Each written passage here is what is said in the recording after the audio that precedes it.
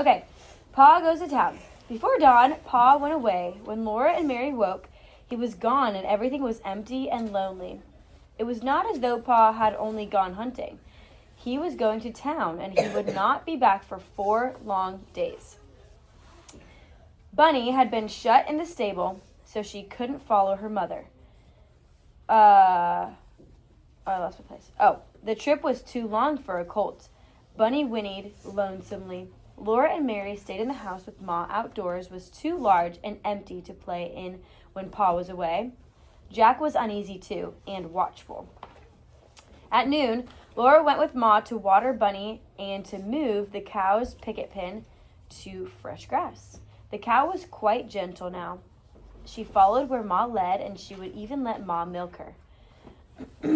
At milking time, Pa was putting on her bonnet when suddenly all Jack's hair stood up stiff on his neck and back, and he rushed out of the house. They heard a yell and a scramble and a shout. "Call off your dog! Call off your dog!" Mr. Edwards was on top of the woodpile, and Jack was climbing up after him. "He's got me treed," Mr. Edwards said, backing along the top of the woodpile. Ma could hardly make Jack come away. Jack grinned savagely, and his eyes were red. He had let Mr. Edwards come down from the woodpile, but he watched him every minute. Ma said, "I declare he seems to know that Mr. Ingalls isn't here." Mr. Edwards said that dogs knew more than most folks gave them credit for. On his way to town that morning, Pa had stopped at Mr. Edwards' house and asked him to come over every day to see that everything was all right. And Mr. Edwards was such a good neighbor that he had come at chore time to do chores for Ma. But Jack had made up his mind not to let anyone but Ma go near the cow or Bunny while Pa was gone. He had to be shut in the house while Mr. Edwards did the chores. While Mr. Edwards went away, he said to Ma, "Keep that dog in the house tonight and you'll be safe enough." The dark crept slowly all around the house. The wind cried mournfully, and the owls said, "Hoo, hoo, hoo." A wolf howled, and Jack growled low in his throat. Mary and Laura sat close to Ma in the firelight. They knew they were safe in the house because Jack was there, and Ma had pulled the latch string in. Next day was empty like the first. Jack paced around the stable and around the house, and then around the stable and back to the house.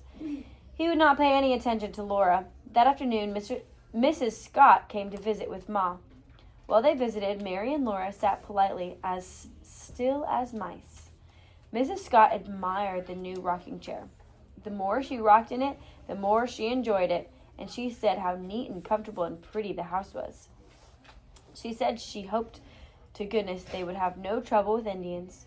Mr. Scott had heard rumors of trouble.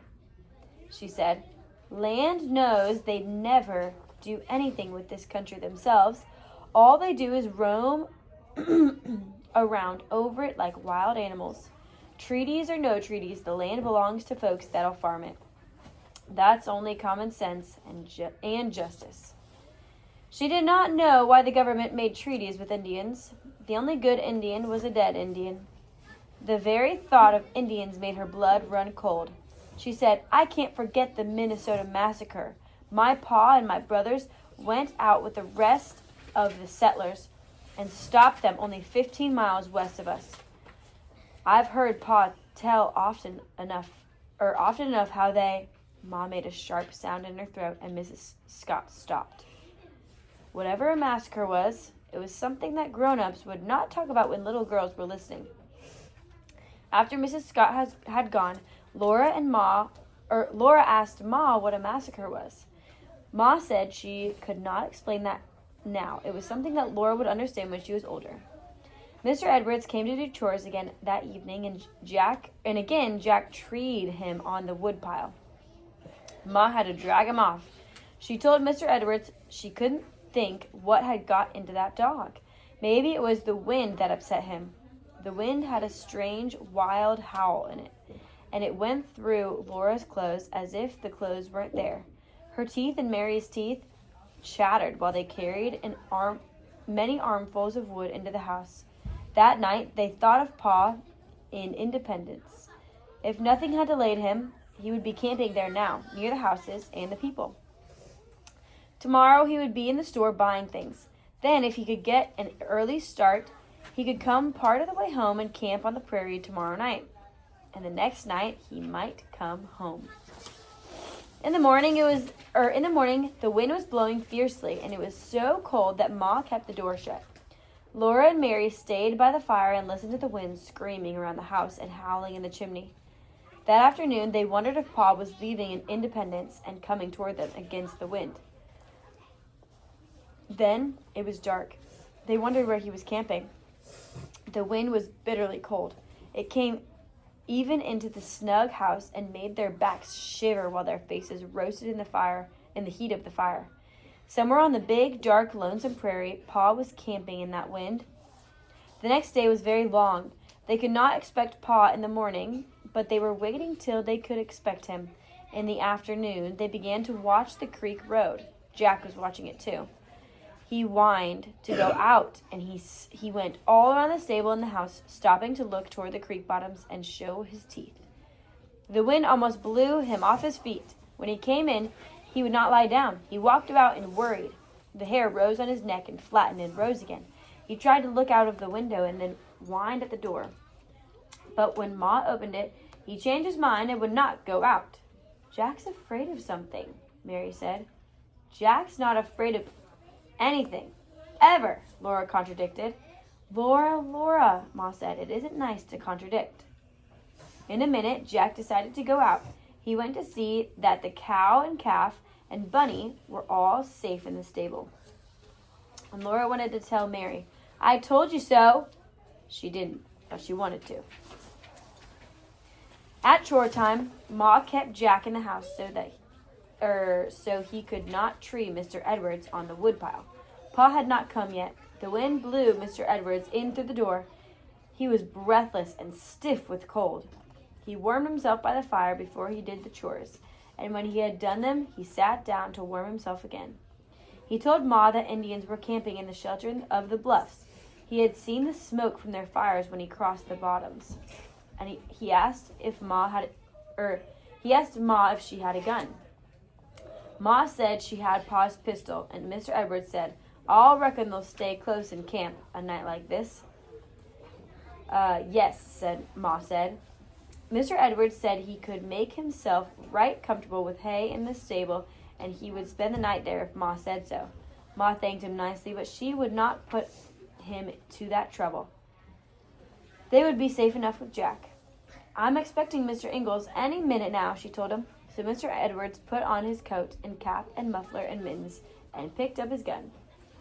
He said he didn't guess that anything would bother her anyway. "No," Ma said. When she shut the door behind him, she pulled the latchstring in though the darkness had not come. Laura and Mary could see the creek road plainly, and they watched it until the dark hid it. Then Ma closed the barrel, the wooden window, Then Ma closed and barred the wooden window shutter. Pa had not come. They ate supper. They washed the dishes and swept the hearth, and still he had not come. Out in the dark, where he was, the wind shrieked and wailed and howled. It rattled the door latch and shook the shutters. It screamed down the chimney, and the fire roared and flared. All the time, Laura and Mary strained their ears to hear the sound of wagon wheels. They knew Ma was listening too, though she was rocking and singing Carrie to sleep. Carrie fell asleep, and Ma went on rocking. At last she undressed Carrie and put her to bed. Laura and Mary looked at each other. They didn't want to go to bed. "Bedtime, girls," Ma said. Then Laura begged to be allowed to sit up till Pa came, and Mary backed her up till Ma said they might. For a long, long time they sat up. Mary yawned, then Laura yawned, then they both yawned. But they kept their eyes wide open. Laura's eyes saw things grow very large and then very small, and sometimes she saw two Marys, and sometimes she couldn't see at all. But she was going to sit up till Pa came. Suddenly a fearful crash scared her, and Ma picked her up. She had fallen off the bench, smack on the floor. She tried to tell Ma that she wasn't sleepy enough to have to go to bed, but an enormous yawn almost split her head in two. In the middle of the night, she sat straight up. Ma was sitting still in the rocking chair by the fire. The door latch rattled, the shutters shook, the wind was howling. Mary's eyes were open and Jack walked up and down. Then Laura heard again a wild howl that rose and fell and rose again. "Lie down, Laura, and go to sleep," Ma said gently. "What's that howling?" Laura asked. "The wind is howling," said Ma. "Now mind me, Laura." Laura lay down, but her eyes would not shut. She knew that Pa was out in the dark, where that terrible howling was. The wild men were in the bluffs along the creek bottoms, and Pa would have to cross the creek bottoms in the dark. Jack growled. Then Ma began to sway gently in the comfortable rocking chair. Firelight ran up and down the barrel of Pa's pistol in her lap. And Ma sang softly and sweetly, "There is a happy land far, far away, where the saints in glory stand, bright, bright as day. Oh, to hear the angels sing, glory to the Lord our King." Laura didn't know that she had gone to sleep. She thought the shining angels began to sing with Ma, and she lay listening to their heavenly singing until suddenly her eyes opened and she saw Pa standing by the fire. She jumped out of bed, shouting, "Oh, Pa! Pa!" Pa's boots were caked with frozen mud. His nose was red with cold, and his hair wildly stood up on his head. He was so cold that coldness came through Laura's nightgown when she reached him. "Wait," he said. He wrapped Laura in Ma's big shawl, and then he hugged her. Everything was all right. The house was cozy with firelight. There was the warm brown smell of coffee. Ma was smiling, and Pa was there. The shawl was so large that Mary wrapped the other end of it around her. Pa pulled off his stiff boots and warmed his stiff, cold hands. Then he sat on the bench, and he took Mary on one knee and Laura on the other, and he hugged them against him, all snuggled in the shawl. Their bare toes toasted the heat from the fire. "Ah," Pa sighed. "I thought I never would get here." Ma rummaged around the stores he had brought and spooned brown sugar into a tin cup. Pa had brought sugar from Independence.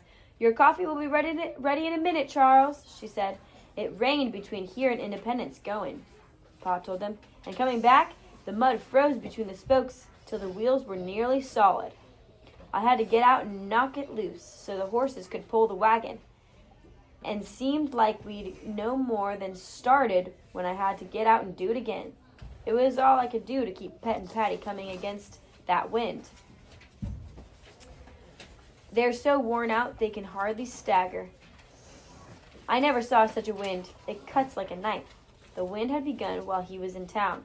People there told him he better wait until it blew itself out, but he wanted to get home. "It beats me," he said, "why they call a south wind a norther, and how a wind from the south can be so tarnation cold. I never saw anything like it. Down here in this country, the north end of a south wind is the coldest wind I ever heard of." He drank his coffee and wiped his mustache with his handkerchief and said, "Ah, that hits the spot, Caroline. Now I'm beginning to thaw out." Then his eyes twinkled at Ma, and he told her to open the square package on the table. "Be careful," he said. "Don't drop it." Ma stopped unwrapping it and said, "Oh, Charles, you didn't." "Open it," Pa said. In that square package, there were 8 small squares of window glass. They would have glass windows in their house. Not one of the squares was broken. Pa had brought them safely all the way home. Ma shook her head, and she said he shouldn't have spent so much, but her whole face was smiling, and Pa laughed with joy. They were all so pleased. All winter long they could look out of the windows as much as they liked, and the sunshine would come in. Pa said he thought that Ma, Mary, and Laura would like glass windows better than the other present, and he was right. They did. But the windows were not all he had brought them.